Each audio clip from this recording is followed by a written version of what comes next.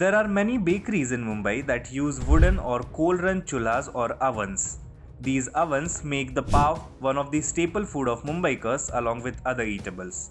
These bakeries are running in the city for 50 years now, some of them even more than that. However, the Brihan Mumbai Municipal Corporation BMC on Monday, February 17th directed bakeries, eateries, hotels and restaurants that use these ovens to switch to piped natural gas (PNG) or a cleaner mode of fuel by July 9th. The development came just days after the Bombay High Court on January 9th ordered the BMC to ensure that all eateries that operate on the conventional oven system switch to a cleaner mode of fuel. The HC also directed the BMC to come up with stringent measures to improve the overall AQI of Mumbai. Since 2022, air pollution has been a major issue in Mumbai.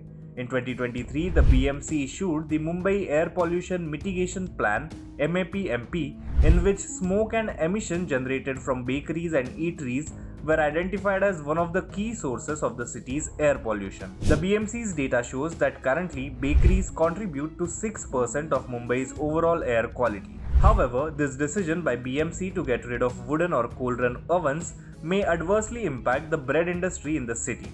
The move by BMC has sparked concerns among Mumbai's century-old bakeries and Irani cafes, which have long relied on wood and coal-fired ovens to craft their signature baked goods like pav.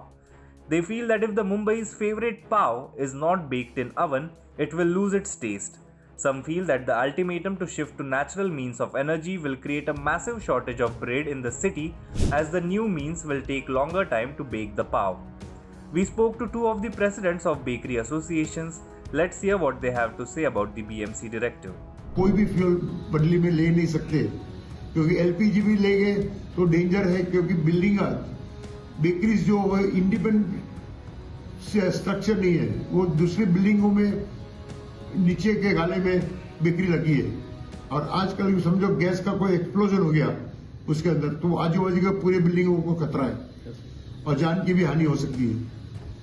दूसरा है कि BMC का जो role है to give a connection, जैसे gas company जो अपना gas pipeline जो डालते हैं, उनका कंप्लेन है कि बीएमसी डिगिंग करने नहीं देते, स्पेशली ड्यूरिंग द मानसून तो डिगिंग होता ही नहीं है। और दूसरा कंक्रीट रोड होता है तो परमिशन मिलती नहीं जल्दी। और इंफ्रास्ट्रक्चर गैस का पूरा मुंबई में लगा हुआ नहीं है, इसलिए मैं ये चाहता हूं कि म्युनिसिपल डिपार्टमेंट, गैस डिपार्टमेंट और एमपीसीबी हमारे बेकरी वालों के साथ मीटिंग रखे तो डिस्कस के भाई कैसे करना है और क्या टाइम लिमिट किया है। ये टाइम लिमिट रिवाइज करनी ही पड़ेगी, उसको कम से कम मेरे हिसाब से तो 30 महीने लगेंगे ये काम करने को। दूसरा है कि आज 1000 बेकरी के ऊपर बम्बई में है, उनको सब एक बेकरी वाले के पास 2-2 भट्टियां है। अगर उनको रिप्लेस करनी है तो कम से कम 2000 बेकरी भट्टी लगेगी। और आज बम्बई में या महाराष्ट्र में ऐसे कोई मैन्युफैक्चर नहीं है जो 2000 ओवन आपको 6 महीने में दे देगा। तो ये जो टाइमलाइन दिया हुआ वो बिल्कुल नामुमकिन है। तो इसके लिए मैं चाहता हूं कि डिपार्टमेंट जल्दी से जल्दी हमारे साथ मीटिंग करे, डिस्कस करे और फिर प्रपोजल डाले टाइम लिमिट का। बाकी नहीं तो ये काम ऐसे होगा नहीं। हम लोग ब्रेक की बंद नहीं करना चाहते, लेकिन अगर ये बोलते कि मतलब चेंज नहीं करते फ्यूल और हमारा लाइसेंस नहीं रिन्यू होगा तो हम मजबूरन बेकरियां बंद करने पाएंगे।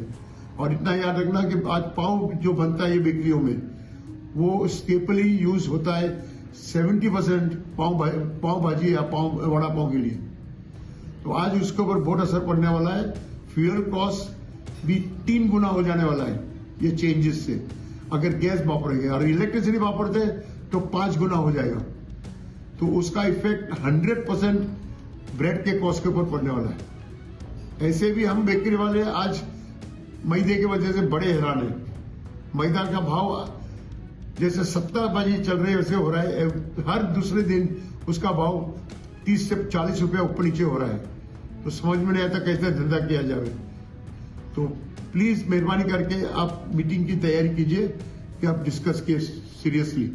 जी, मैं द बॉम्बे बेकर एसोसिएशन का प्रेसिडेंट हूँ। तो ये हमारे जितने भी बेकर्स हैं जिनके लकड़े की फैक्ट्री है, उन सभी को नोटिस दिया गया है बीएमसी की तरफ से और पोल्यूशन डिपार्टमेंट की तरफ से।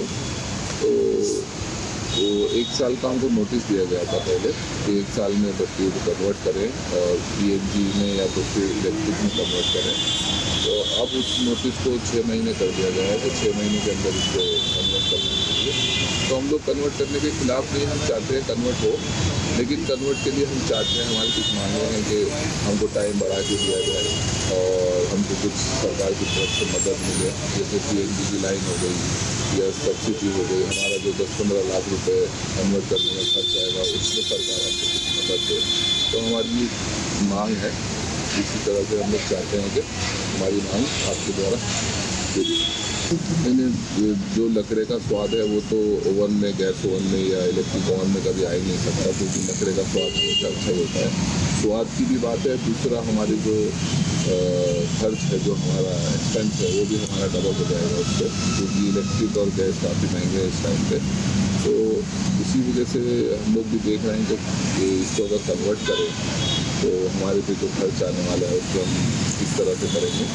कन्वर्ट के हम खिलाफ नहीं हैं, लेकिन हम चाहते हैं कि हमको सरकार मदद दे, जिसके लिए हमको कुछ सब्सिडी है, कोई भी पीएनजी की लाइन हो या जो हम अपनी कन्वर्शन के पैसे अरेंजमेंट करेंगे, लोन लेंगे किसी से, तो बैंक भी हमको हेल्प करे, जिसमें परसेंटेज जो है वो कम लगाए जाए और ज़्यादा डॉक्यूमेंटेशन ना मांगे। मेरा नाम शहजाद अली है, बेकरी का नाम पंजतन बेकरी।